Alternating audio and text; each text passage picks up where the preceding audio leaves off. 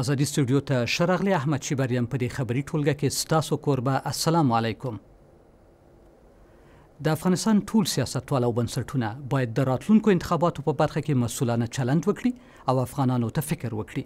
د افغانستان لپاره د ملګرو ملتونو د سرمنشي ځانګړي استازي تدامیچی یاماموتو دا خبره تیره شپه امنیت شورا ته وکړه او دا یې هم وویل چې تر بل هر وخت نن سبا د سولې خبرو ته هیلې زیاتې شوې دي. دلته په نیویارک کې د ملګرو ملتونو په مرکز کې د افغانستان له انتخاباتو رانیولې له طالبانو سره د سولې تر خبرو پورې بحث وسو. د افغانستان لپاره د ملګرو ملتونو د سرمنشي ځانګړي استازي ویل دا انتخابات به یو مخ له درغلیو پاک نه وي. We are aware of real fraud which might take place. موږ له واقعي درغلیو خبر یو چې ښایي وشي. د درغلیو تورونه هم پورې کیږي چې ممکن هدف یې د دې انتخاباتو چې ورلمخه له ستونزو سره مخامخ دي به اعتباره کول وي. Afghan institutions must combat both. یاماموتو زیاته کړه چې د افغانستان سیاستوال او ادارې باید تیرې ترخې تجربې ته پام وکړي او د راتلونکو انتخاباتو په برخه کې مسؤلانه چلند وکړي.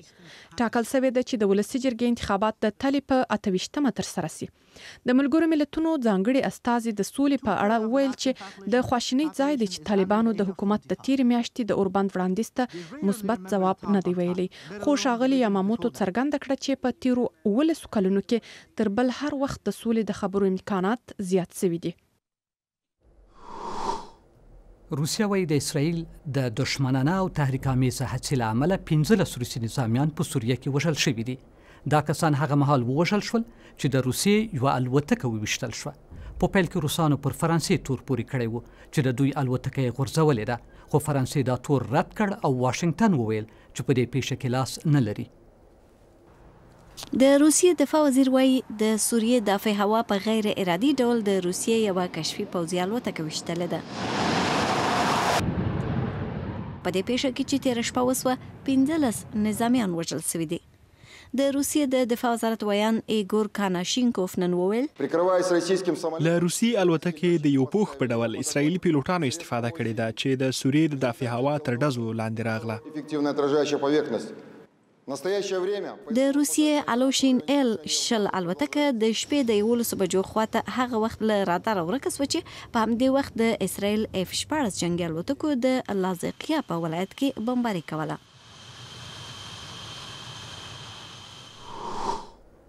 امریکا اعلان وکړ چې سر له راتلونکې اونۍ به پر چینایي مالونو تعرفه کیږدي. د دې مالونو ارزښت 200 میلیارډ ډالر اټکل شوی دی. د واشنګټن له دې پریکړې سره تجارتي جګړه له چین سره پسې سخته کیږي.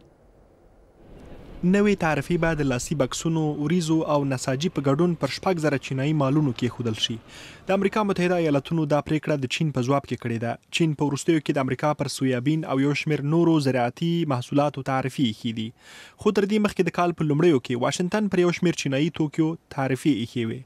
د چین د بهرنیو چارو وزارت ویلي دي پرته له دې چې ورته هڅې وکړي بله لار نه لري. خو دې وزارت په ځانګړي ډول نه دی ویلي چې اوس به څه کوي. د امریکا ولسمشر ډانالډ ټرمپ ویلي دي پر چینایي مالونو نوې تعرفې د پیکینګ د وروستي بې انصافه تجارتي عمل ځواب دی. په ایران کې د یوې ترافیکي پیښې پر مهال تر 100 ډېر کسان وژل شوي دي. دا پیښه هغه مهال رامنځته شوه چې یو بس له تهران د کرمان لور ته روان و او ټکر شو. ترافیکي پیښه په دې ځای کې وسوه. همدا لار کشان او نتنز ښارونه سره وصلوي. دا ټکر د دوشنبې په ورځ وسو.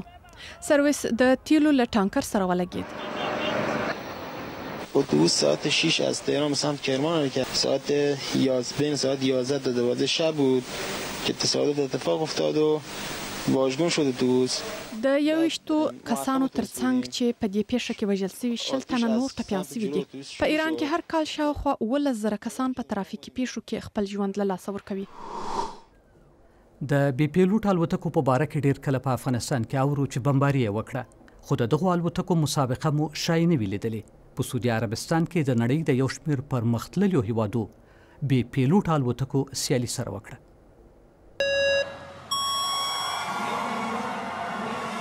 د نړۍ د بيپلوټه الوتکو مخکښ لارښوونکي د سعودي عربستان په جدې ښار کې راغونډ شوي دي. السيارة الصفراء في المقدمة وبعدها په دې سیالي کې د امریکا د متحده ایالاتونو، بریتانیا او فرانسې په ګډون د 10 هیوادو د بيپلوټه الوتکو لارښوونکو برخه واخیسته، خو له کوربه هیواده پکې څوک نه وو. أنا شايف إنه في تحسن في التحكم أفضل من أول. 4,000 کسانو د جمعې په ورځ د دې سیالۍ ننداره وکړه.